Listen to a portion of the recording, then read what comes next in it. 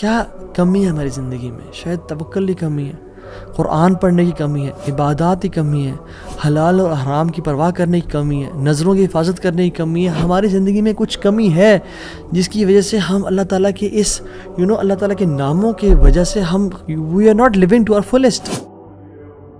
ایک شخص اس کو 1000 دینار چاہیے تھے. وہ ایک شخص کے پاس گیا، اپنے جاننے والے کے پاس، اور کہا کہ مجھے 1000 دینار چاہیے.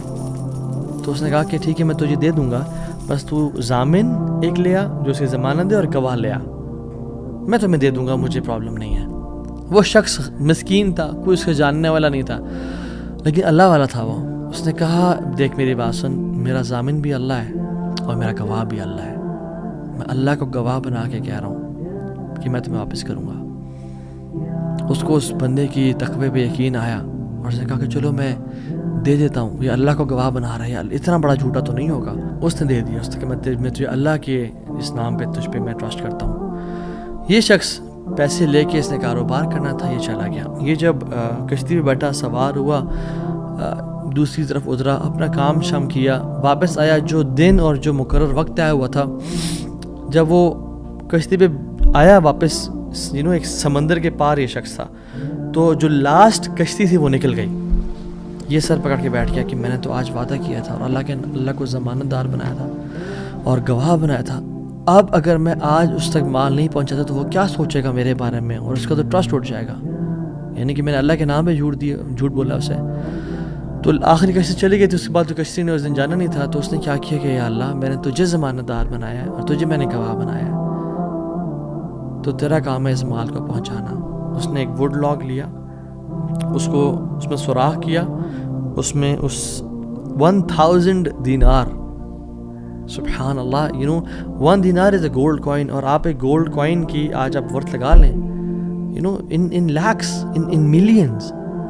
اس نے کیا کیا، اس کو اس ووڈ لاگ میں ڈالا، پرچی لکھی اور اس میں ڈال کے بسم اللہ پڑھ کے آگے بہا دیا.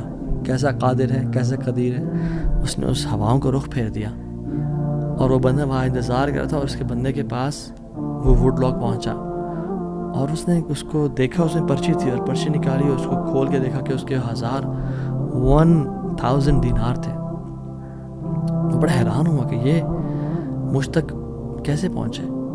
خیر، یہ جو شخص تھا جس نے بیچے تھے، یہ اگلے دن دوبارہ جو سب سے پہلی کشتی ملی اس پہ روانہ ہوا اور اس بندے کے پاس پہنچا اور 1000 دینار لے کے الگ سے کہ پتہ نہیں وہ پہنچے نہیں پہنچے، میں اس کو اس کا حق تو دے دوں.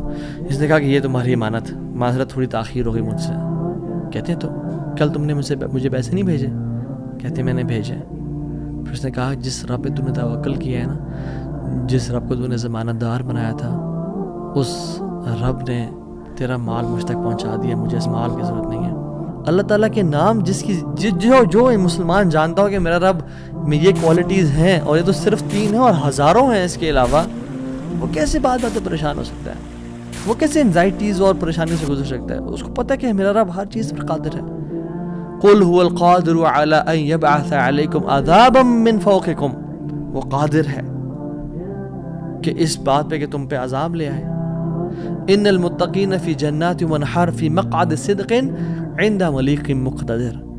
عند ملیک مقتدر، وہ مقتدر بھی ہے، وہ ہر چیز پر قادر ہے. تبارک الذی بیدہ الملک وهو على كل شیء قدیر. وهو على كل شيء قدیر. وہ قادر بھی ہے، قدیر بھی ہے، مقتدر بھی ہے.